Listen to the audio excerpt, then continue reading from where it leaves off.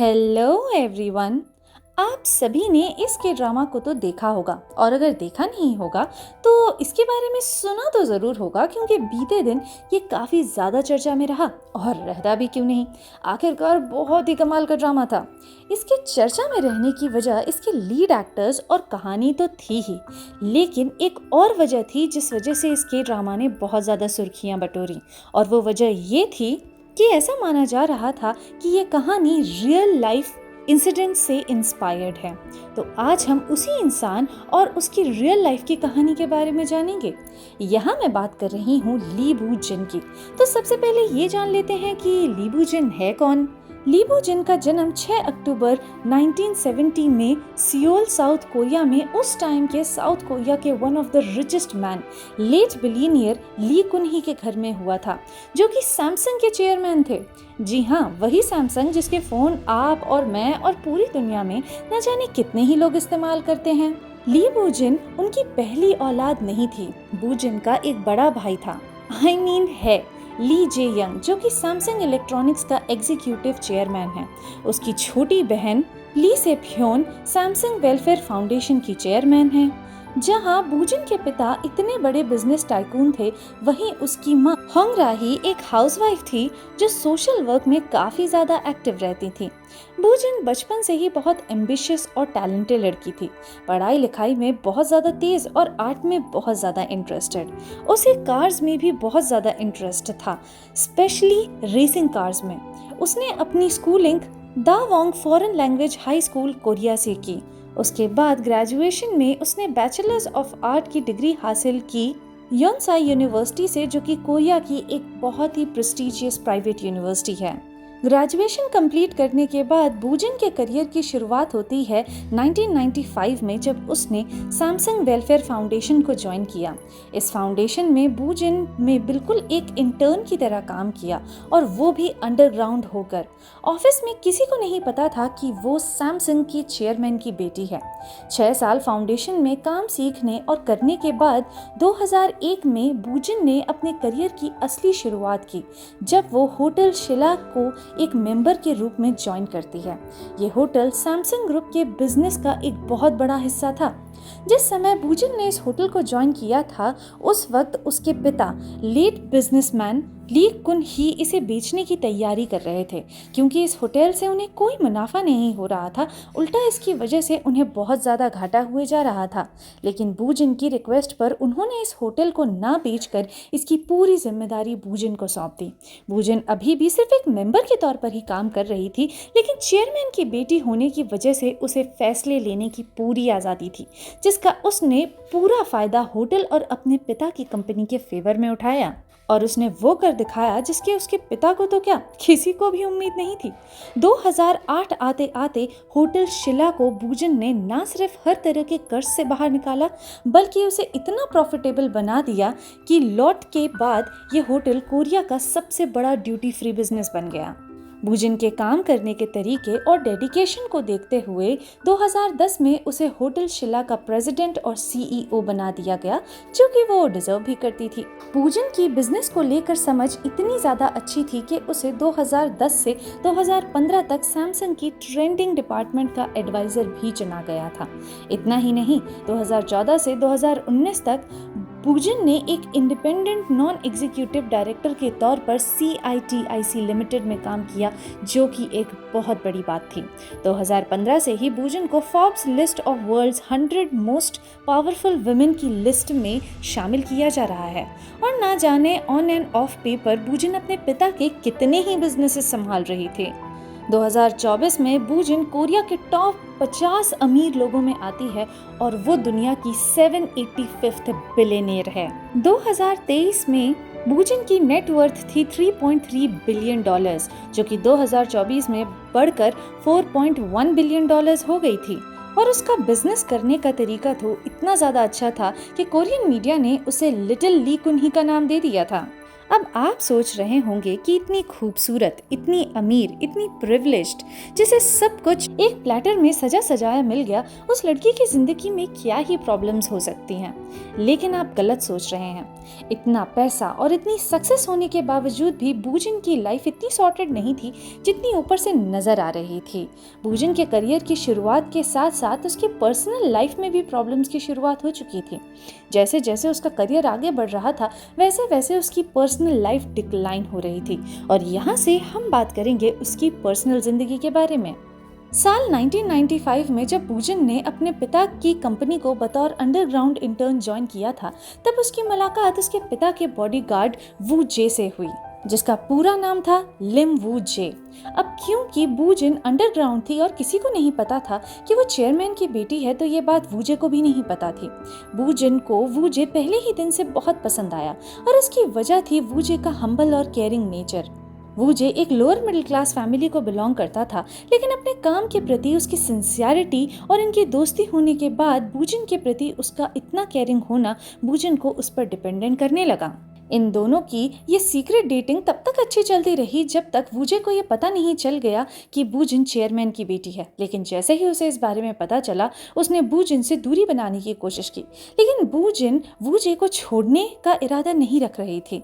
In fact 1999 में बूजिन ने वूजे को शादी के लिए कहा, जिस पर वूजे ने ये कहकर मना कर दिया कि इन दोनों की फैमिलीज में जमीन आसमान का फर्क है।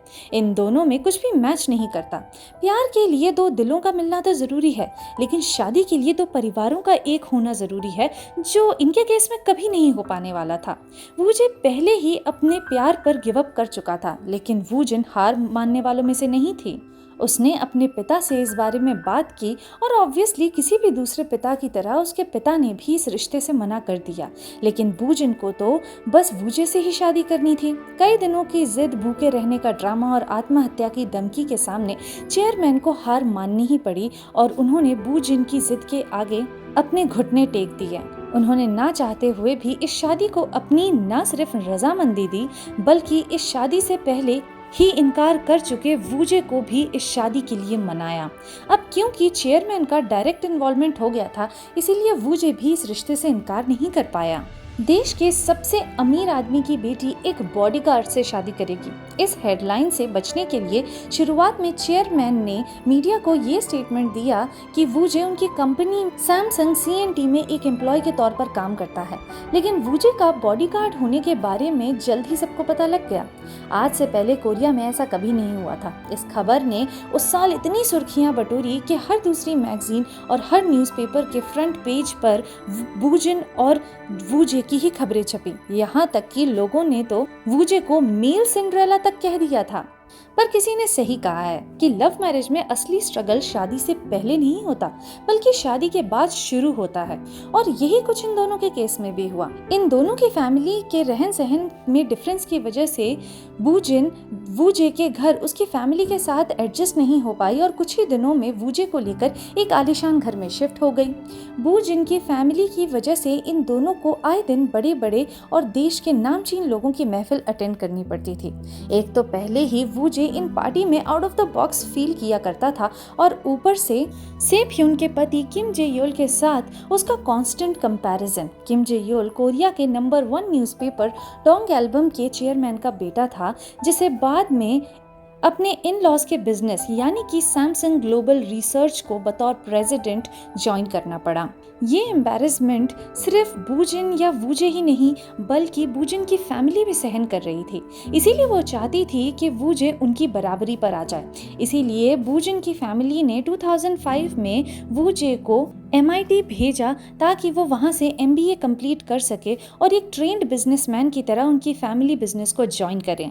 अपनी बीवी की बहन के पति से बराबरी की इच्छा और ससुराल वालों से मिलने वाला प्रेशर वूजे को मजबूर कर देता है और उसे ना चाहते हुए भी US जाना पड़ता है। उसे लगा था कि यहाँ से चीज़ें आसान हो जाएंगी, लेकिन यहाँ आकर तो वो और बुरा फंस गया था।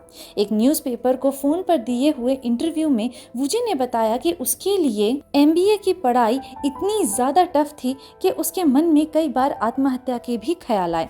सोर्सेज की माने तो उस समय वूजे फैमिली से दूर और पढ़ाई के प्रेशर की वजह से शराब के नशे में पड़ गया। उससे पढ़ाई तो हो नहीं रही थी और उसके गलत आदतों में पड़ने की वजह से बूजिन ने उसे कोरिया वापस बुला लिया। लेकिन यहाँ तो हालत बद से बदतर हो गई।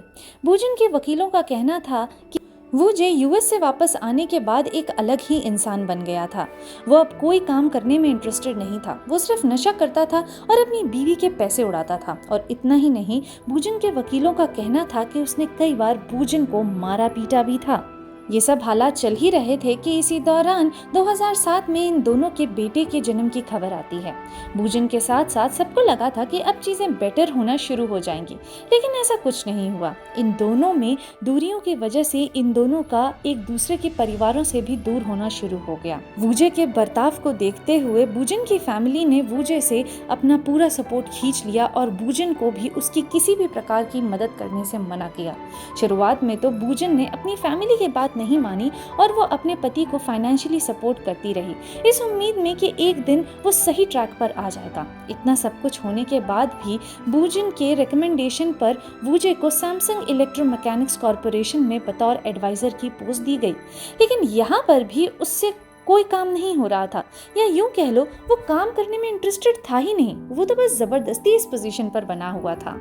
देखते ही देखते इन दोनों के बीच हालात इतने खराब हो गए कि अपने काम और अपने बेटे के भविष्य को ध्यान में रखते हुए 2014 में बूजिन ने वूजे के खिलाफ डिवोर्स फाइल किया।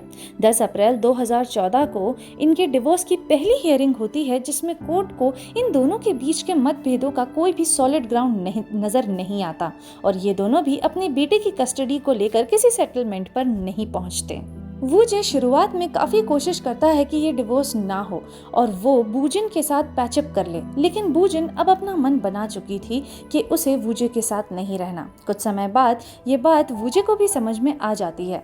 2017 में कोर्ट बूजिन को अपने पति को लगभग $8 मिलियन डाइवोर्स सेटलमेंट के रूप में देने के लिए कहती है और इसके साथ साथ वूजे को महीने में सिर्फ एक बार अपने बेटे से मिलने की परमिशन दी जाती है। इन दोनों का डिवोर्स अभी तक नहीं हुआ था। वूजे डिवोर्स के लिए तो मान गया था, लेकिन उसे अपने बेटे की कस्टडी चाहिए थी। बूजिन की लॉयर्स की टीम ये साबित करने में लगी हुई थी कि वूजे एक शराबी और अब्यूजिव हस्बैंड है और इस तरह का इन्फ्लुएंस उसके बेटे के लिए ठीक नहीं। लेकिन वूजे का कहना था कि ये सब कुछ झूठे आरोप हैं और इस तरह की बातें बूजिन के लॉयर्स द्वारा जानबूझकर फैलाई जा रही हैं। वो इस बात को एक्सेप्ट करता था कि बूजिन की फैमिली की तरफ से आने वाले प्रेशर को वो हैंडल नहीं कर पाया, जिस वजह से उससे कुछ गलतियां हुई, लेकिन वो ना तो अब्यूजिव है और ना ही नशेड़ी। इन दोनों का ये केस लगभग 3 साल और चला और फाइनली जनवरी 2020 में इन दोनों का डिवोर्स हो गया, जिसके तहत बूजिन को कोर्ट द्वारा बताई गई रकम डाइवोर्स सेटलमेंट के रूप में वूजे को देनी थी और इसके साथ साथ इन दोनों के बीच प्रॉपर्टी भी स्प्लिट हुई और वूजे के हिस्से $12 मिलियन की प्रॉपर्टी आई। इन दोनों के बेटे की सोल कस्टडी अब बूजिन को मिल चुकी थी और इसी के साथ ये कोरिया की पहली मेल सिंड्रेला लव स्टोरी यहीं खत्म हो जाती है और ये दोनों अपने रास्ते अलग कर लेते हैं। अब आप लोग सोच रहे होंगे कि इनकी लव स्टोरी कितने अच्छे तरीके से शुरू हुई थी और कितने बिटर नोट पर खत्म हुई। आप में से कई लोगों का सोचना होगा कि इस तरह की प्रेम कहानियों का अंत तो अक्सर ऐसा ही होता है, इसमें कोई नई या बड़ी बात नहीं। लेकिन क्या हो अगर इस कहानी का एक दूसरा पहलू भी हो? अब मैं जो कहने जा रही हूँ सिर्फ मेरा परसेप्शन है, इसमें कितनी सच्चाई है और कितनी नहीं ये कहना थोड़ा मुश्किल है। और ऐसा सिर्फ मेरा ही नहीं बल्कि उस टाइम की कोरियन मीडिया का भी कहना था। देखा जाए तो बूजिन बचपन से ही बहुत स्ट्रॉन्ग हेडेड और इंडिपेंडेंट किस्म की लड़की थी। उसे ना तो किसी के ऊपर डिपेंडेंट होना पसंद था और ना ही किसी के अंडर रहना। वो मेहनती थी और कामयाबी की ऊंचाइयों को छूना चाहती थी, जो कि उसने किया भी। लेकिन आप जरा सोचिए कि अगर उसकी शादी एक मिडिल क्लास आदमी से ना होकर अपने पिता की तरह किसी बहुत बड़े बिजनेसमैन से हुई होती तो क्या वो इस कामयाबी तक पहुंच पाती? शायद नहीं। और इस बात का अंदाजा हमें उसकी बहन और उसकी माँ की जिंदगी को देखकर लग सकता है। बूजिन की माँ ने पूरी लाइफ अपने हस्बैंड को सपोर्ट किया। वो एक हाई सोसाइटी में शामिल होने की वजह से कई सोशल वर्क तो करती नजर आई, लेकिन उन्होंने कभी भी अपना करियर नहीं बनाया, बल्कि अपने हस्बैंड को सपोर्ट करते हुए सिर्फ अपने बच्चों और फैमिली पर ध्यान दिया। सेम यही चीज उसकी बहन के साथ भी हुई। सेप ह्यून को अपने पिता की कंपनी में बतौर एडवाइजर पोजीशन तो मिली, लेकिन कामयाबी की ऊंचाइयों को अपने दम पर सिर्फ उसके पति ने ही हासिल किया और ये पोजीशन भी उसे शुरुआत के कुछ समय के लिए ही मिली और एक टाइम के बाद वो भी अपनी माँ की ही तरह बस कुछ सोशल गैदरिंग्स और सोशल वर्क करते नजर आई।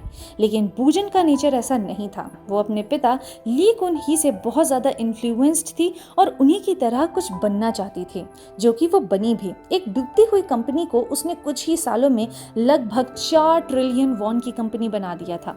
कई लोग तो ये तक कहने लगे थे कि अगर ली कुन ही का कोई बेटा ना होता तो बूजिन में वो सारी खूबियां थीं जो उसे पूरी सैमसंग का एक लौता वारिस बनाती थी। अब जरा सोचिए, अगर बूजिन एक नॉर्मल इंसान की जगह एक सक्सेसफुल आदमी से शादी करती तो क्या उसकी भी हालत अपनी माँ और बहन जैसी नहीं हो जाती, जो ऑब्वियसली बूजिन जैसी इंटेलिजेंट और स्ट्रॉन्ग हेडेड लड़की को कभी गवारा नहीं था। उसी टाइम पर मीडिया हाउसेस ने ये दावा तक किया था कि बूजिन का वूजे जैसे एक नॉर्मल आदमी से शादी करने का मकसद था अपनी आज़ादी और कामयाबी।